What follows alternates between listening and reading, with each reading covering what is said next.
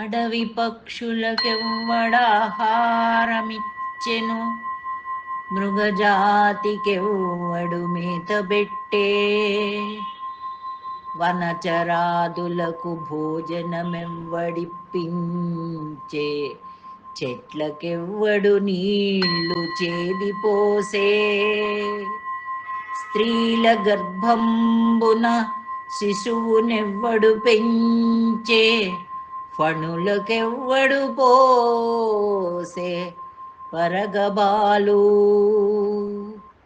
మధుపాళికెవ్వడు మకరందమునరించే, బసులమెవ్వడు సంగె వచ్చిపూరి.